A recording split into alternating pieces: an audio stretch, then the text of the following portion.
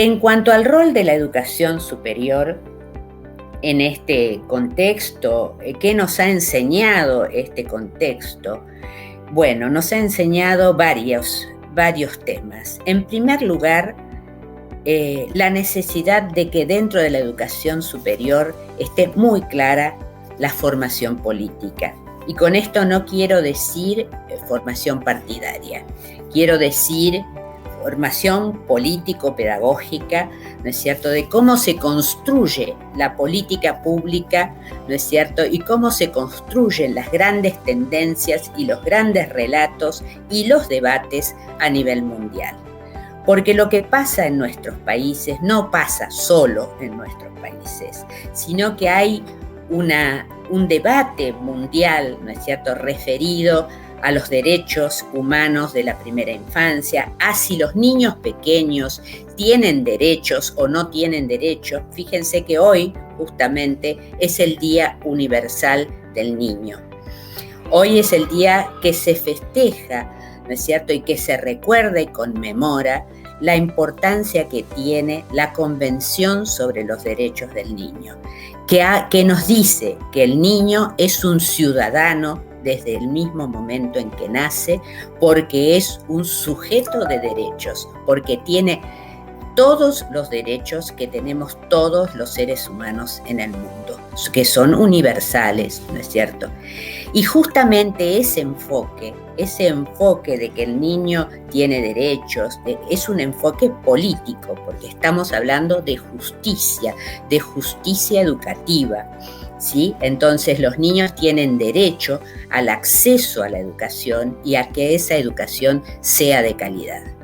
¿Qué duda cabe que se ha hecho mucho hincapié en el saber de los profesionales? Pero yo creo que es incluso en el saber hacer. Pero ha habido menos hincapié, se ha hecho menos hincapié en el saber sentir, en el saber contar y en el saber ser. Y yo creo que estas instituciones tienen que replantearse de manera profunda esos procesos de formación. Es muy importante que en estos tiempos y después de estos tiempos revisemos la naturaleza del currículum de la formación. Y aquí quiero hacer una llamada muy especial. Hace un tiempo colaboré con la redacción de este libro, La formación emocional del profesorado, sobre la que hay muy poquito dicho y muy poquito hecho. Y es indispensable, porque claro, si decimos que después el profesor tiene que atender el desarrollo emocional de los alumnos, no lo podrá conseguir si él no tiene esa formación. Porque nadie da lo que no tiene. Y nosotros educamos como somos, no como decimos a los demás que tienen que ser. Que no me olvidéis esto.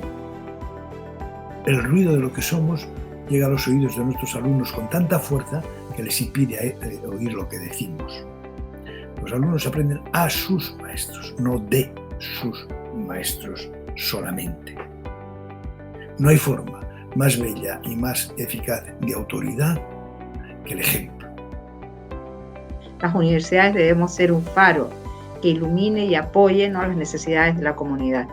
Y hasta ahora nos estamos convirtiendo en unos centros de formación técnica, profesionalizante, demasiado esquemático, demasiado estático, ¿no?, que le falta, como digo, poner raíces fuertes en lo que es la realidad.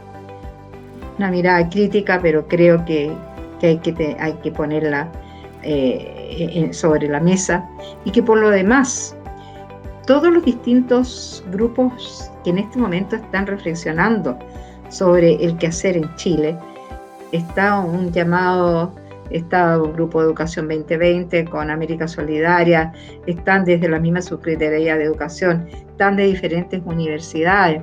Hay un llamado y un trabajo maravilloso que ha invitado a los dos rectores de la Universidad de Chile y de la Universidad Católica, y que se llama Tenemos que hablar de Chile, ¿no? Son grupos diversos de ciudadanos y fíjese que casi todos coinciden en la importancia que tiene la educación para el cambio social y a su vez, ¿no?, en que esta educación tiene que adquirir un mayor peso y una mayor centralidad en nuestros grandes problemas. Entonces, yo me alegro mucho de esa confluencia de pensamientos en temas tan centrales, y eso pienso que debe recogerlo la formación de profesionales y de educadores en Chile. Yo soy especialista en formación de profesores. ¿Y qué es lo que he aprendido o cómo vemos el futuro de la formación de los docentes, ¿no?, en las universidades? Pues yo creo que hay un gran cambio en el concepto o la misión de la escuela en la sociedad, ¿no?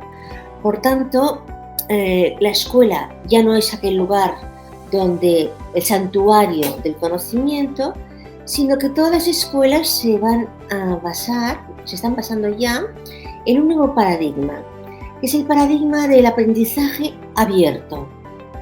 Algunos conocerán con detalle lo que significa este término, pero para hacerlo asequible y breve sería: aprendemos no solo cuando estamos en el lugar donde se transmite o se produce el aprendizaje formal. Estamos aprendiendo de manera permanente. Aprendemos de un documental, aprendemos de una conversación, aprendemos de una reunión, aprendemos de un trabajo en equipo, aprendemos de un proyecto compartido.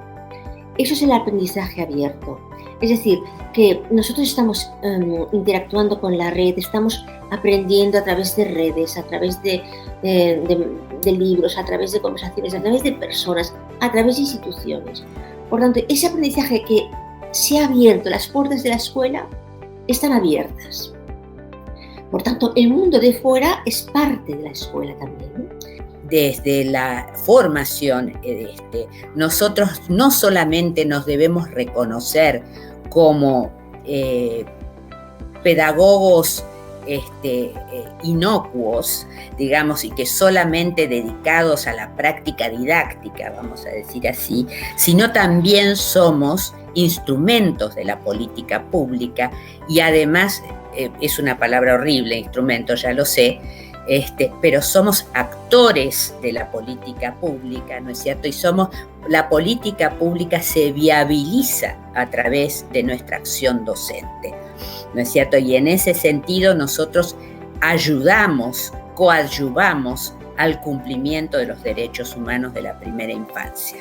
Eso por un lado. El otro gran desafío es la calidad, porque ya sabemos que de las enormes desigualdades, ¿no es cierto?, que se plantean en el sector educativo, incluso muchas veces correlacionado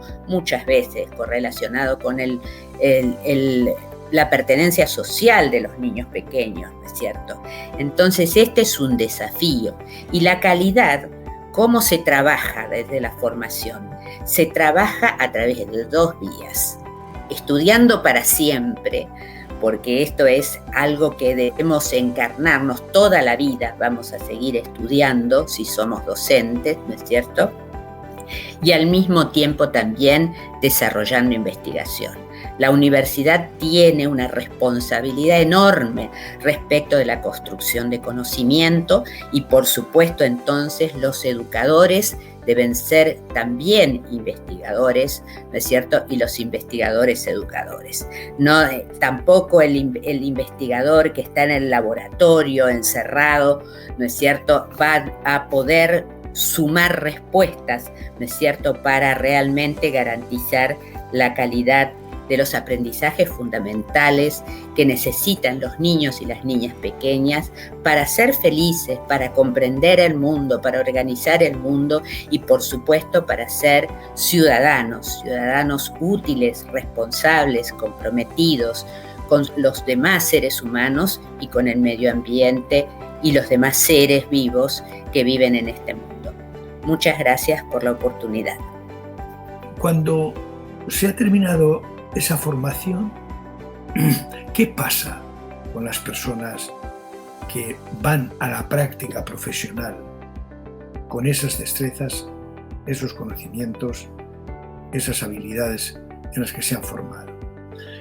Porque volviendo al símil de la facultad que enseña a nadar, sería poco lógico, poco ético, que nunca se preguntasen esos formadores si realmente han conseguido lo que pretendían. Es decir, parece muy poco razonable que no se pregunten si después de sus aprendizajes, cuando llegan al agua, se ahogan. Y yo creo que el diálogo entre los egresados y las instituciones de formación son muy débiles y deberían profundizarse, deberían intensificarse. Me parece fundamental. Y cuando se hacen estas reflexiones o estos análisis, sería muy importante que distinguiésemos dos componentes. Uno, el de comprobación, comprobamos si saben nadar o no, es decir, si se ahogan o tienen destrezas suficientes, y cuando vemos que no las tienen, segundo componente de atribución, tenemos que explicarnos por qué. Y esa pregunta de por qué tiene un gran calado, porque si cuando no han aprendido nada solo explicásemos esa incapacidad porque atribuyendo las causas a los propios nadadores y ninguna a la facultad de formación, estaríamos cometiendo un error que nos inmovilizaría para la mejora. Si decimos no son capaces, no se han esforzado, no tienen el nivel necesario para hacer esos aprendizajes, son muy perezosos, son incompetentes, pero ninguna explicación por la propia institución, por cómo organiza el currículum, por cómo organiza las actividades, por cómo desarrolla la parte teórica y la parte práctica de la formación, por cómo es la metodología, por cómo es la evaluación, pues las instituciones estarán condenadas a la repetición de sus errores y serán los demás los que tienen que mejorar. Pues para ese perfil, para esa función que emerge en el siglo XXI de la escuela, me planteo que la formación universitaria tendría que poner el énfasis en la formación de los profesores en la parte más creativa que el aspecto más técnico de la pedagogía. Por tanto, apostaría por una formación mucho más fundamentada pedagógicamente, de modo que esto permitiera al profesor, al docente, si conoce la fundamentación científica y pedagógica de la enseñanza-aprendizaje, aunque le cambien los elementos del entorno, los formatos, siempre podrá encontrar a través de la reflexión y del conocimiento científico el itinerario mejor para el contexto en el que se encuentra. Por tanto, en la universidad erradicaría la emulación de modelos. Bueno, quizá erradicar es muy drástico, ¿no? Pero hemos de preparar a unos maestros, a unos educadores, a unos profesores que no van a tener que replicar modelos, van a tener que crear modelos. Nos va a exigir también la pandemia más cosas, que compartamos diversos tipos de cuestiones. Uno, preocupaciones, preguntas, iniciativas, experiencias. Y para compartirlas sería muy bueno haberlas escrito y difundirlas, de tal manera que tuviéramos en ella una plataforma de debate, una plataforma de discusión, una plataforma de intercambio, una forma de enriquecimiento. Y en eso, dice la profesora inglesa Joan Dean, tendríamos una fuente de iniciativas y una fuente enorme de optimismo. En mi blog encontraréis 12, 14 artículos sobre la pandemia. Uno que os aconsejo especialmente, Una pantalla no es una escuela. Otra, La cruel pedagogía del virus. Y ahí digo que de esta crisis que estamos atravesando podemos salir fortalecidos o podemos salir debilitados. Podemos salir habiendo aprendido o podemos salir con los ojos vendados. Yo os invito al optimismo porque estoy convencido de que se pueden convertir 2 signos menos en un signo más. Si somos inteligentes, si somos solidarios, si somos compasivos, si somos buenos profesionales. Y, lógicamente, nos exige esta nueva situación conocer las estrategias metodológicas, los canales de comunicación, las dinámicas de trabajo cooperativo que se pueden establecer en una situación nueva, lo cual nos va a exigir creatividad, nos va a exigir exploración, innovación, y yo creo que ese tipo de cuestiones nos interpela a todos, nos estimula a todos, y lejos de crear una barrera con la dificultad que merme nuestro compromiso, nuestro entusiasmo, nuestro optimismo, nuestra pasión, debería estimularla, debería alentarla, debería enriquecerla. Este es un momento en el que se puede tener en la pandemia el termómetro de nuestra salud profesional. ¿Qué va a pasar con los buenos profesionales? Se van a ver estimulados, se van a ver alentados a superar las dificultades, a buscar nuevos caminos, a explorar nuevas experiencias, a intercambiar procesos de aprendizaje.